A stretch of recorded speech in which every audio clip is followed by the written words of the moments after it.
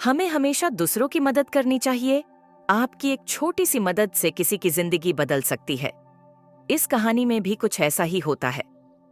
हर रोज की तरह रमेश जी स्कूटर पर सवार होकर के सुबह सुबह दफ्तर जा रहे थे। उनकी पत्नी ने कहा कि वापस आते हुए सेब लेकर के आना।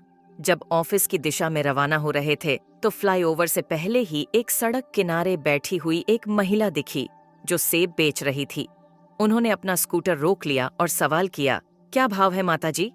महिला ने उत्तर दिया, 40 रुपये किलो। इस पर रमेश जी मोल भाव पर अड़ गए। रमेश जी कहने लगे कि 30 रुपए प्रति किलो। माताजी ने कहना शुरू किया, 35 रुपए प्रति किलो। इस पर रमेश जी ने उत्तर दिया, 30 रुपए से 1 रुपए ज्यादा नहीं दूंगा। माताजी ने कहा, बेटा इससे कम नहीं, 35 रुपए प्रति किलो ले लो ना।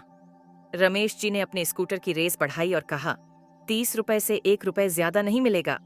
माताजी कहती हैं, बेटा ऐसा मत करो, ले लो ना, 35 रुपए प्रति किलो।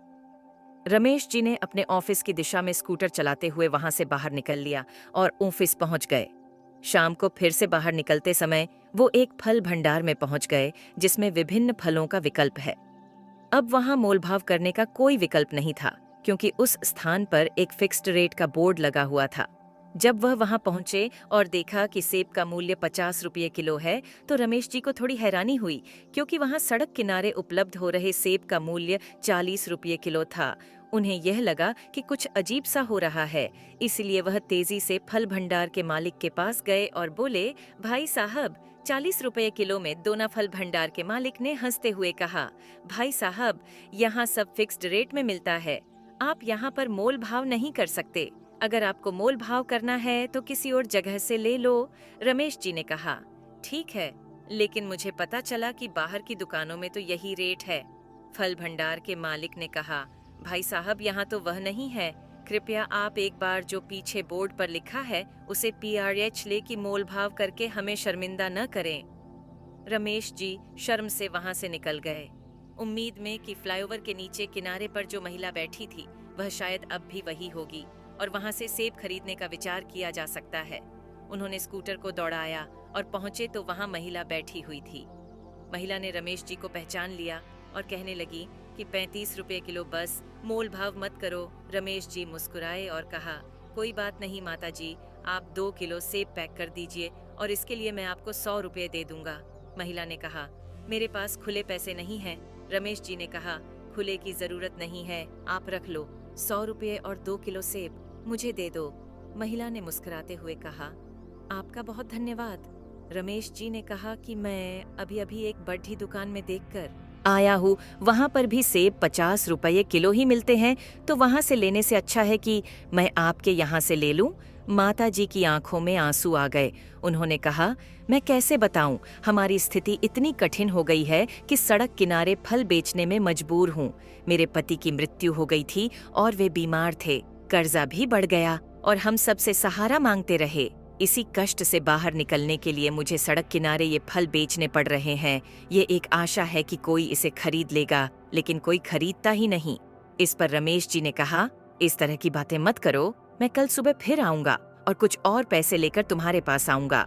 घर पहुंचकर रमेश जी ने अपनी पत्नी को 2 किलो सेब दे दिए और उनसे कहा, मुझे 500 रुपए का एक नोट ला करके दो, कल किसी की मदद करनी है। मैडम ने पूछा, क्या हुआ? और रमेश जी ने उन्हें पूरी कहानी सुनाई। उन्होंने कहा, हम पता नहीं क्यों मोलभाव करते हैं। सड़क किनारे जो सामान बेचते हैं उन लोगों से जो अपनी मेहनत से जी रहे हैं और लाचार होते हैं, हमें उनकी मदद करनी चाहिए।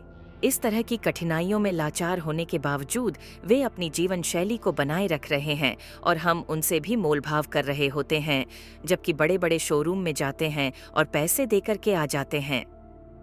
अगले दिन रमेश जी ने माता जी के पास पहुंचकर 500 का नोट दिया और कहा, माता जी आप अब कर्जा चुकाना शुरू करें और फल लाना शुरू करें मंडी से।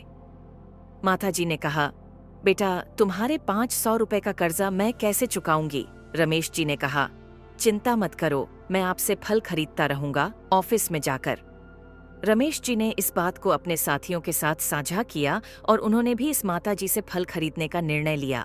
सभी साथियों ने मिलकर पैसे इकट्ठा किए और एक ठेला गाड़ी माता जी को खरीद कर दे दी। इससे माताजी को काफी फायदा हुआ और धीरे धीरे उसका धंधा भी अच्छे से चलने लगा। हमें हमेशा दूसरों की मदद करनी चाहिए। आपकी एक छोटी सी मदद से किसी की जिंदगी बदल सकती है। आप दूसरों की मदद करते रहिए, भगवान आपकी मदद करेगा। और मोल भाव करना बंद कीजिए। अगर आपको हमारी कहानी अच्छी लगी हो तो अपने दोस्तों के साथ भी शेयर कीजिए और कमेंट में जरूर बताइए कि कैसी लगी हमारी कहानी।